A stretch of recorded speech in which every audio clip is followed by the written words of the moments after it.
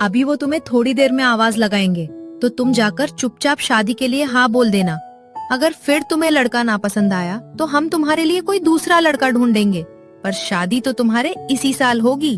फिर तुम्हें पढ़ने लिखने का इतना ही शौक है तो मैं तुम्हारे पापा से बात करूंगी और वो तुम्हारे ससुराल वालों से बात करेंगे। अगर वो लोग चाहेंगे तो तुम अपनी आगे की पढ़ाई अपने ससुराल में कर लेना। और अगर उन्होंने ना बोल दिया तो माँ? बोलो ना माँ।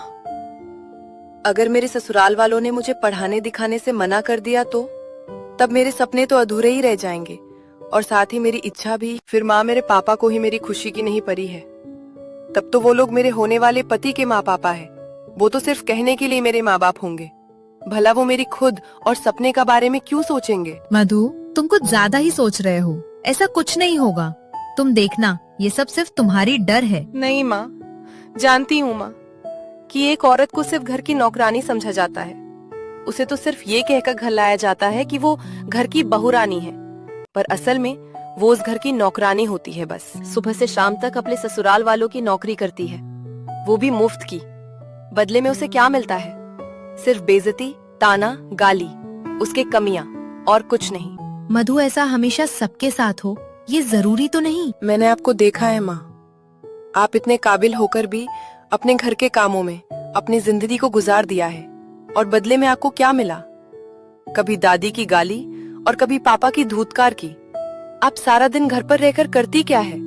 सिर्फ बैठे बैठे खाने के अलावा। और सिर्फ घर में खाना बनाना, 4 बर्तन, कुछ कपड़े धोना, पति, अपने बच्चों और ससुराल वालों के सिवा। माँ, मैं ऐसे जिंदगी नहीं जीना चाहती जैसे कि आपने जी है। अपनी बेटी को अपने सुनहरे भविष्य के लिए तड़पते हुए देखकर अब मधु की माँ का दिल भी पसीज गया और उन्होंने कहा, ठीक है, मैं तुम्हारे पापा से इस शादी के बारे में बात करूंगी, पर तुम भी मुझसे वादा करो, अगर तुम्हारे पापा ने ना कह दिया तो तुम बिना किसी तमाशे के इस शादी के लिए मान जाओगी। मधु अपनी माँ की बातें सुनकर खुश हो गई और उसके आगे बढ़ने की एक छोटी सी ही सही पर उम्मीद अब उसके अंदर जग उठी। तभी उसके पापा आवाज लगाते हैं, लड़की अभी तक घर नहीं आई है क्या?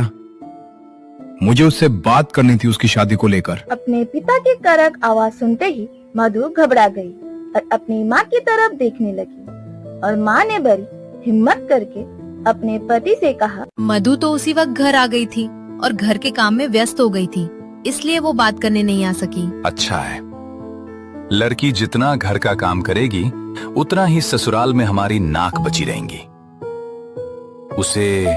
तुमने उससे उसके शादी की बात बताई है? नहीं, वो अभी तक तो नहीं बताई हो। तुम औरतों से घर पर रहकर एक काम भी ढंग से नहीं होता है। अब हम क्या मर्द दिन भर घर से बाहर रहकर काम भी करें और घर आकर औरतों का भी काम करें? तो तुम बैठी बैठी क्या करोगी?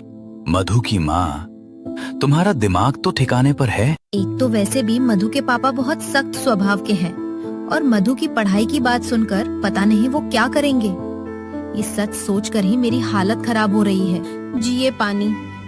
वो आज मधु अपने रिजल्ट को लेकर बहुत खुश थी तो अरे क्लास का रिजल्ट आया है ना, इसमें कौन सी बड़ी बात है? अब पढ़ेगी लिखेगी तो रिजल्ट तो आएगा ही। और हाँ, अगर वो रिजल्ट में फेल भी हो गई है तो उसे बोल देना कि मेल नाराज नहीं हूँ उससे, क्योंकि वैसे भी टॉप करके भी वो करेगी तो शादी। अपने पिता के मुंह से अपने लिए ऐसे बात सुनकर दरवाजे के पीछे छुपी मधु को बहुत बुरा लगा और उसकी आंखें भी नम हो गई। और ये देखकर उसकी माँ ने कहा, आप सही कह रहे हैं, मधु ने अपनी क्लास में टॉप किया है और वो पहले स्थान लेकर आई हैं, इसलिए वो ये शादी नहीं करना चाहती है। मधु की माँ, तुम्हारा दिमाग तो ठिकाने पर है? लड़की की शादी की उम्र में तुम ये कैसी बातें उसके दिमाग में डाल रही हो? तुम्हें तो पता है ना कि 2 दिन बाद मधु को लड़के वाले देखने आने वाले हैं। तुम क्या चाहती हो कि उनके सामने मेरी जुबान और इज्जत की धज्जियां उड़ जाएं? अब क्या होगा? क्या पति का गुस्सा देखकर मधु की माँ आगे हिम्मत कर पाएगी या वो चाहकर भी अपने पति से कुछ नहीं बोल पाएगी? ये जानने के लिए मेरे अगले वीडियो पर जरूर क्लिक करें। और अगर आपको मेरी ये कहानी अच्छा लगे तो लाइक, शेयर, कमेंट करना ना भूलें। रुकिए, अपनी राय कमेंट में बताना ना भूलें, जरूर बताएं।